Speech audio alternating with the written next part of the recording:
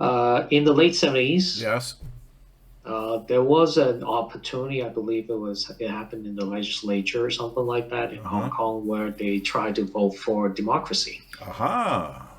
Democracy, But huh? but during those times, the colonial ruling governments actually shied away and pushed that narratives aside and said, "Oh Yes. yeah, it's to be discussed down the road, blah blah blah," and that Yes. gets that that can got kicked down the road for many times, all the Right. way into the early So 2000s. you're saying that first, 1997 yes. was the time when China took back Hong Kong for and were promised, a transitional period of Yes.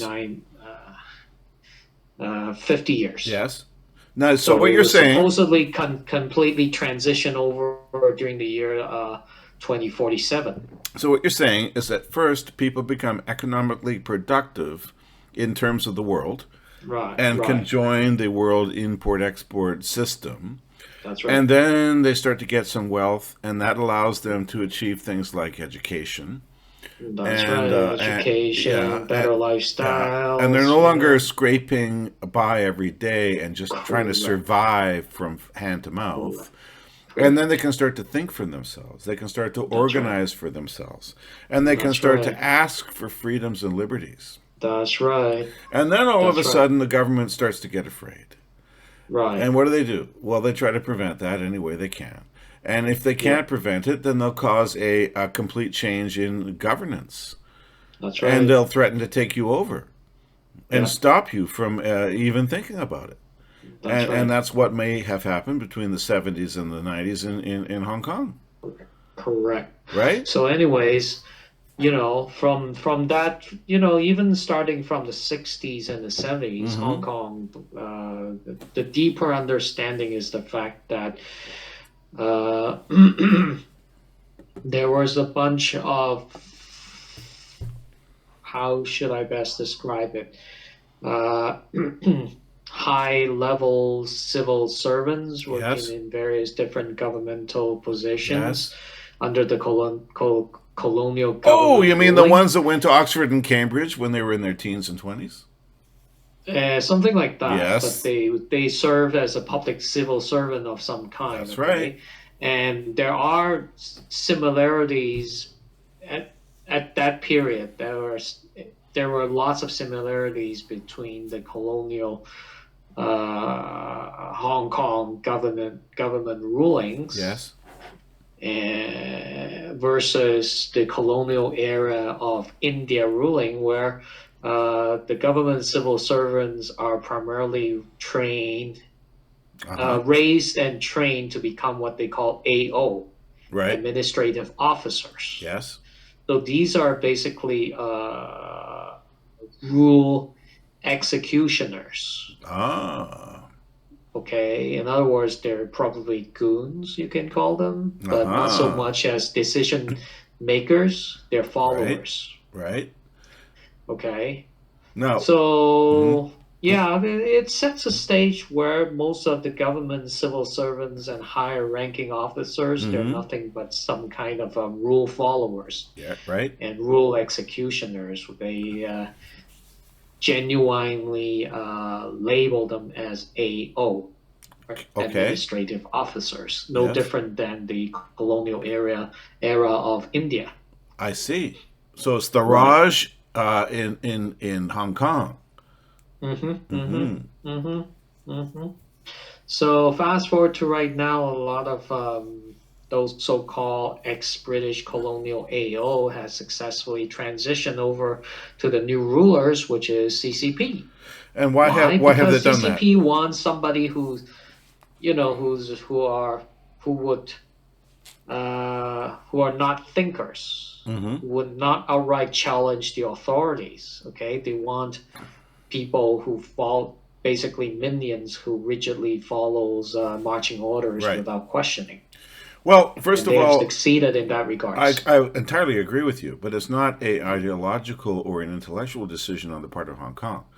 In True. 1999, China sent a entire regiment of Right. CCP soldiers to occupy the country militarily. Yeah. And that follows from Mao Zedong's Little Red Book, where it explicitly says the political power comes from the barrel of a gun. Of And there's course, as nothing always. else happening. Yep. Everything else is just propaganda, talk, That's right. That's right. nonsense. And That's right. that's the first thing they did in 1999. Now, here in our It's country, 1997 in Hong excuse me, Kong. 1997, Yeah, and it, 99 is actually Macau, okay, the Portuguese yeah. colony called Macau. Thank you for correcting me on that point. No worries. So the point here is that at that time, intelligent, educated Chinese people knew right away that they would have to escape if they were going to achieve any liberty. And That's so there right. was a massive influx of people, money, and so on to North America, especially Vancouver, and also other places like Los Angeles and Toronto.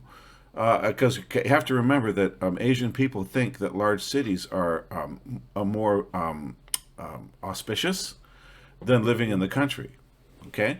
That's In right. other words, a large city is a place where you have economic potential and That's opportunity right. and educational resources, and that might be correct Hmm. in many cases. I think that is correct. Hmm. So the big city centers in those places suffered, or not suffered, but experienced massive rises in real estate prices, and actually beneficial tax influxes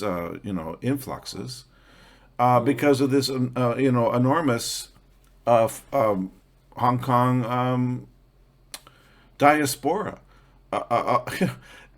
And some of them stayed in Hong Kong, especially the ruling elite, but their Yep. sons and their daughters and their wives often came here, gained Canadian Yep. citizenship, or That's often right. even were born here as on a kind of a package tour.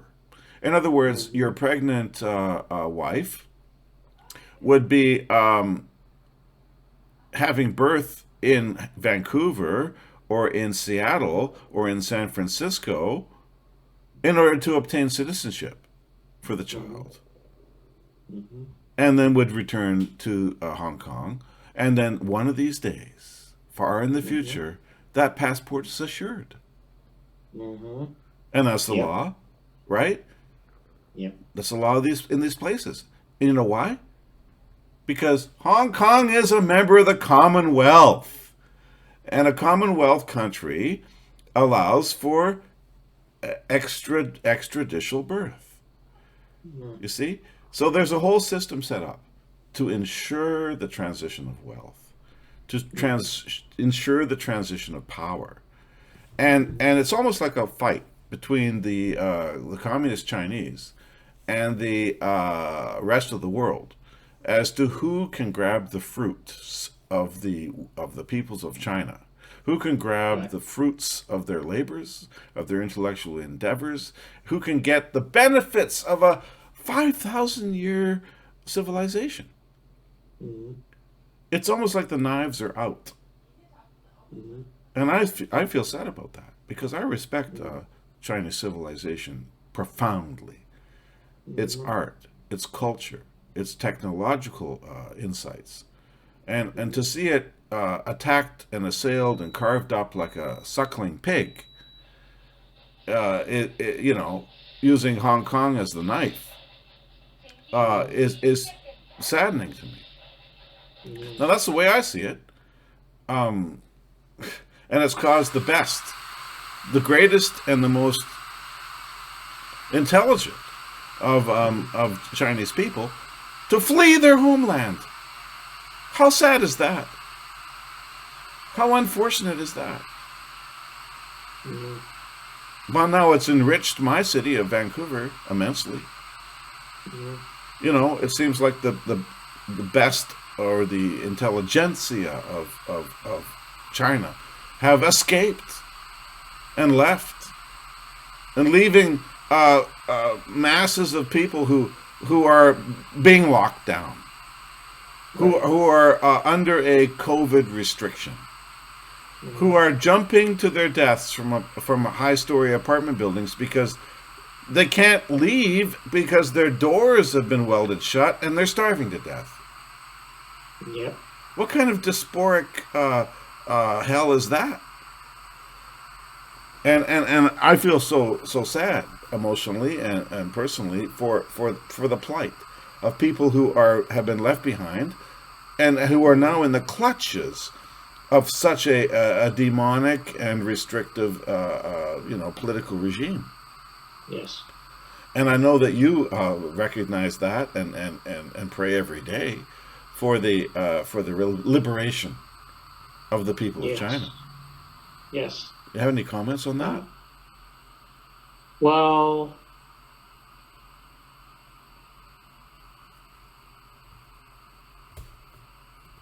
fact is, this is not a regional problem. It's a world problem. The I agree. so-called disease, the lockdown that was being called for from a global health authority Yes. has been in place, and it covers the entire world. And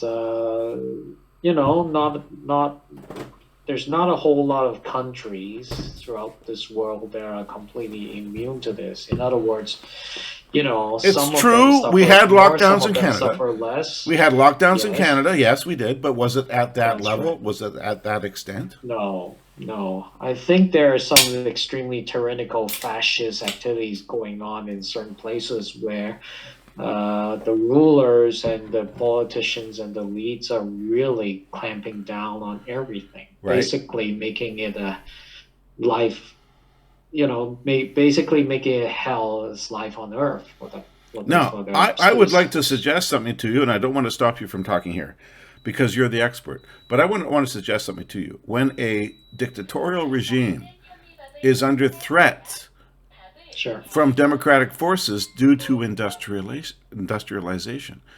We were Right. speaking previously about the fact that industrialization leads to education, which leads to Sure. democracy, which leads to the demands for freedom. Okay? Now, Sure. when a system is under threat because of that process, which started in China in the 1990s, Right. late 80s, right? Then, does that require a draconian clampdown in order to stop those people from threatening the non-democratic institutions of government in which they are living? Is Mm. that what we're seeing with these lockdowns? And I'm not going to mention the reasons because I don't want to get banned in this talk. But is that the Mhm. reason we're seeing the dictatorial control systems and the face recognition? What do they call it? Social. Um, it's not social justice. It's can't remember right now. But anyway, the social Yeah, credit system. That's it. that's right. Is that Yep. the reason we're seeing all these things being instituted with foreign technology, which is Yes. ironic? Is It's that a why? form Because of the serious clamping down yes, on our freedom. the people of China are being clamped down upon because they've reached the point where they're able to achieve democracy and liberty, and the old guard people in power don't like it. Correct.